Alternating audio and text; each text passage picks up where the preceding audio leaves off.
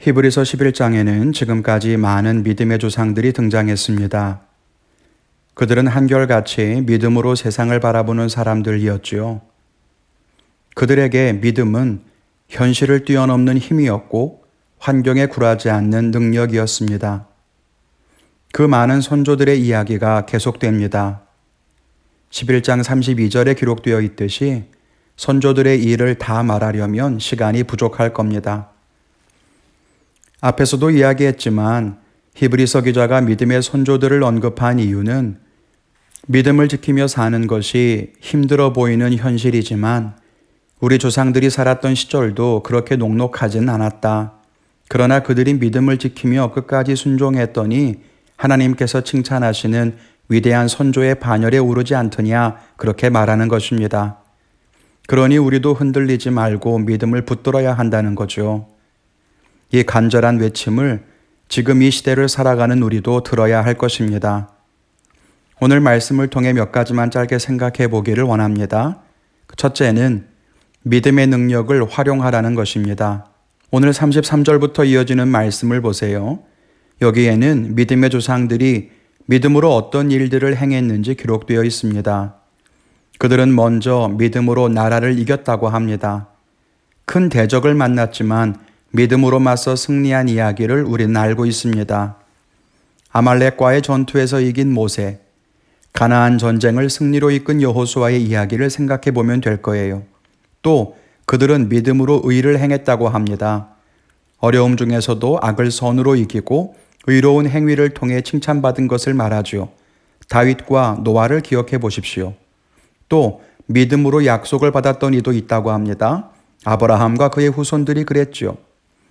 사자의 입을 막은 이들도 있었고 불의 세력을 멸하기도 했다고 합니다. 다니엘과 그의 세 친구의 이야기를 보면 쉽게 떠올릴 수 있습니다.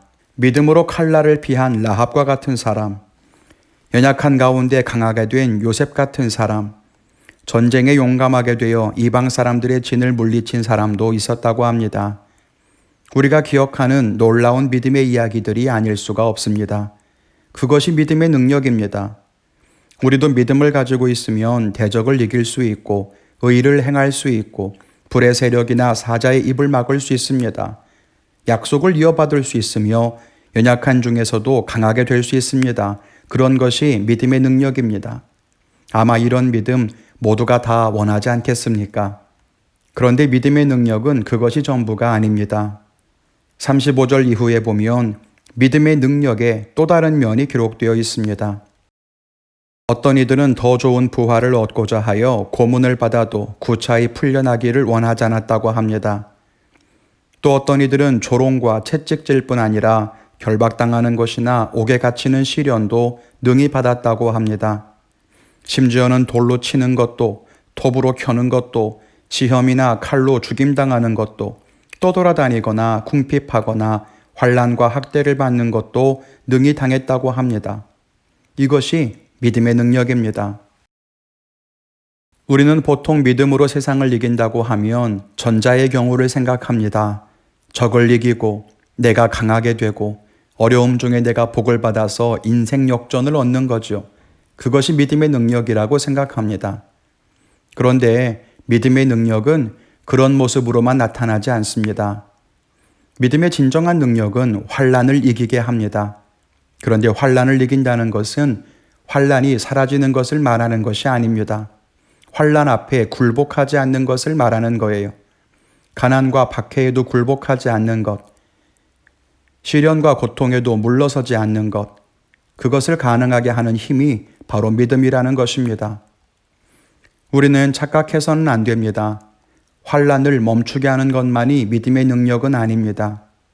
어둠이 사라지게 하고 절망을 끝내는 것만이 믿음의 능력이라고 여겨서는 안 됩니다. 믿음의 참 능력은 계속되는 환난 속에서도 굴하지 않는 것이요, 끝나지 않는 어둠 속에서도 물러서지 않는 것이고, 사라지지 않는 절망 속에서도 희망을 포기하지 않게 하는 것입니다. 우리는 그 믿음의 능력을 활용해야 합니다. 문제가 사라지기만 바라보는 사람은 항상 문제만 바라볼 수밖에 없습니다. 늘 현실적인 문제에 갇혀 살 수밖에 없지요. 그러면 결코 환경을 이길 수가 없습니다. 진정한 승리는 문제를 뛰어넘는 것이고 그것은 오직 믿음으로만 가능한 것입니다. 우리가 그 믿음의 능력을 활용할 때 지금의 어려움도 능히 이기게 될 줄로 믿습니다. 둘째는 약속의 완성을 꿈꾸라는 것입니다. 히브리서 기자는 신앙의 위대한 거인들, 믿음의 조상들을 길게 이야기한 다음에 결론을 어떻게 내리고 있느냐? 39절부터 보면 이 사람들은 다 믿음으로 말미암아 증거를 받았으나 약속된 것을 받지는 못했다고 합니다. 그들은 다 믿음이 있었습니다. 그 약속을 믿고 환난을 이기고 위대한 걸음을 걸었지요. 그런데 그들은 아직 약속한 것을 받지 못했다는 겁니다. 그러면서 말하기를 40절에 하나님이 우리를 위하여 더 좋은 것을 예비하셨다고 합니다. 그게 뭘까요? 신앙의 선조들은 약속의 성취를 보지 못했지만 우리는 약속의 성취에 가까워졌다는 것입니다. 믿음의 조상들은 약속을 믿고 살아서 현실을 뛰어넘어 승리했지만 약속의 성취라는 결말을 보지는 못했습니다. 그러나 우리는 그리스도를 통해서 구원을 받았고 다시 오실 예수 그리스도의 재림을 앞두고 있으니 진정한 최후 승리를 볼 것이라는 겁니다. 그리고 더 나아가 40절에 기록하듯이 우리가 아니면 믿음의 선조들이 지켰던 믿음은 완성되지 못할 거라는 거예요. 왜요? 우리가 포기하면 믿음은 끊어질 것이고 조상들이 받았던 하나님 나라의 위대한 약속도 아무런 소용이 없게 되기 때문입니다. 그러므로 우리는 하나님의 약속을 완성하는 마지막 퍼즐과 같습니다. 환난에 굴복해서는 안 됩니다. 포기해서도 안 됩니다. 우리의 조상들도 우리와 같은 어려운 처지였지만 믿음을 통해 승리했습니다. 저들은 비록 약속의 완성을 보지 못했지만 우리는 그 완성을 보게 될 것입니다. 그러니 환난 중에도 믿음을 포기하지 맙시다. 그렇게 호소하고 있는 거예요. 사랑하는 성도 여러분, 우리가 이 믿음을 끝까지 포기하지 않기를 바랍니다. 믿음을 통해 우리는 승리할 것입니다. 하나님의 약속은 완성될 것이고 그 마지막 시간은 날로 가까워지고 있습니다. 현실적인 문제에 갇혀 있을 때가 아닙니다. 그것을 넘어서는 믿음을 가지십시오.